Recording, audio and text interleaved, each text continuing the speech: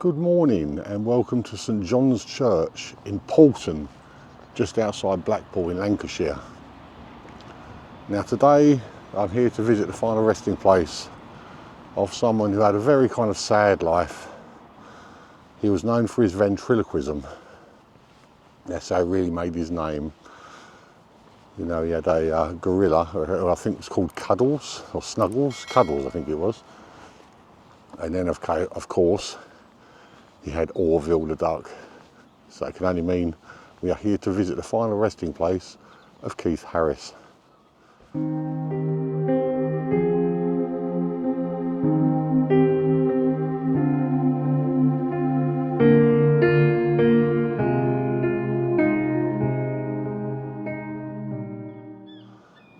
Keith Harris's career took off slightly too late because he was in that kind of era when that kind of comedy, that kind of entertainment was dying out. So he had a fairly short run at it before the major TV broadcasters started cancelling the programme. But anyway, what I should do is I'll show you around. It's only a small churchyard, but I should show you around the churchyard while I tell you a little bit about Keith Harris. Keith Harris was born in Lyndhurst, Hampshire on the 21st of September 1947. He grew up in North Baddesley in Hampshire near Chester, where he attended a secondary modern school. His parents were variety performers. His mother, Leela Nee Simmons, was a dancer. His father, Norman Harris, was a singer, comedian and ventriloquist. From age 9, Harris appeared on his father Norman's knee as the dummy in his ventriloquist act. Harris was severely dyslexic at school, and in 2014 he claimed his dyslexia had cost him millions of pounds because of his inability to read contracts accurately. Harris began creating ventriloquist characters as a teenager. After appearing in summer seasons at holiday resorts, he had spots on the television series Let's Laugh 1965.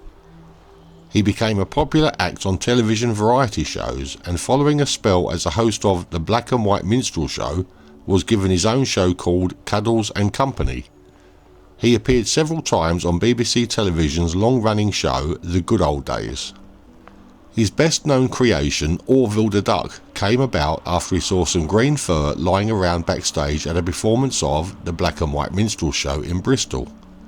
Harris recorded Orville's song, written by Bobby Crush. It made number 4 in the UK singles chart in 1983 and sold 400,000 copies. It was later voted the worst song ever recorded.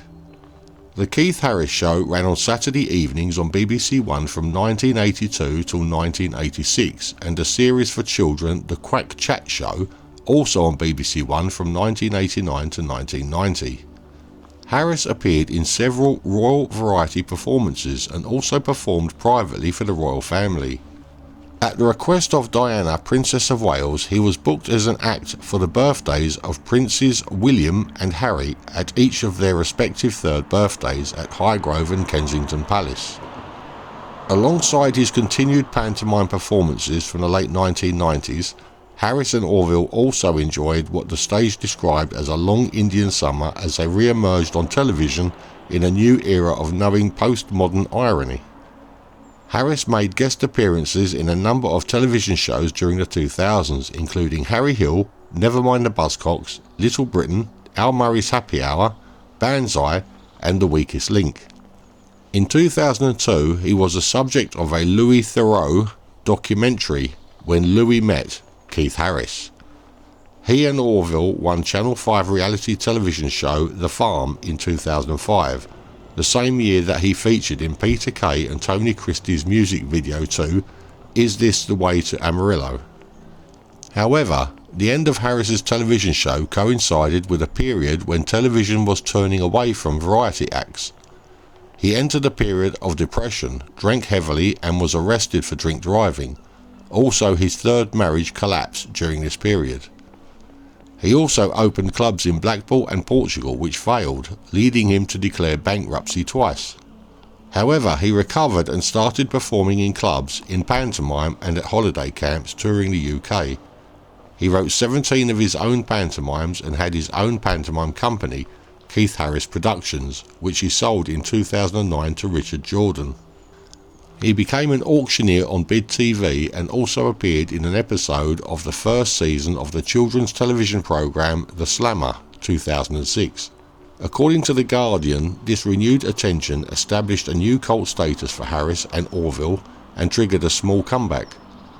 He appeared in Ashes to Ashes, 2009 and Shameless, 2011, in student unions with his more adult show Duck Off, and performed to the housemates in Celebrity Big Brother 2012. Harris lived with his fourth wife Sarah Metcalf and his two youngest children, Shenton and Kitty, in Poulton-le Fylde near Blackpool, where he converted the local cinema and bingo hall into a jazz nightclub called L'Orange. In 2013, Harris had his spleen removed and chemotherapy after a cancer diagnosis. He subsequently returned to work. The cancer returned in 2014.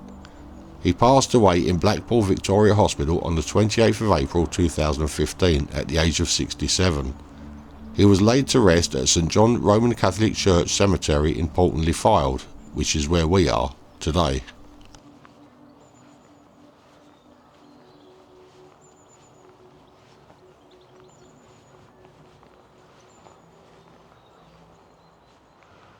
Well, that's all the information I could get on Keith Harris.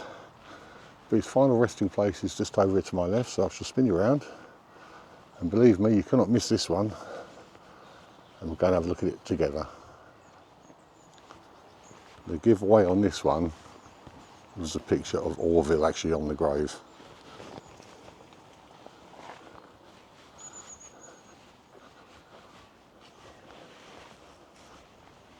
And here it is.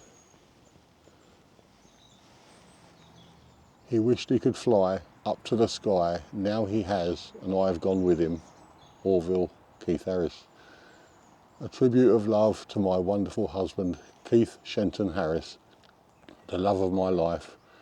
21st of September 1947 to the 28th of April 2015, aged 67 years.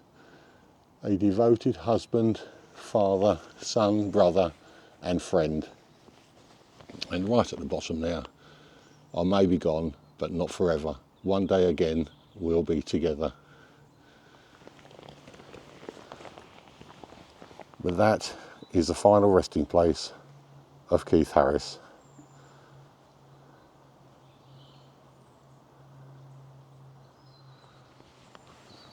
Now, there was a rumour flying around that he actually got buried with Orville. I don't know how true that is, but I would have thought that would have gone into some kind of entertainment museum or something like that. But anyway, that's the end of another video. I hope everyone enjoyed it. If you did, please leave me a thumbs up.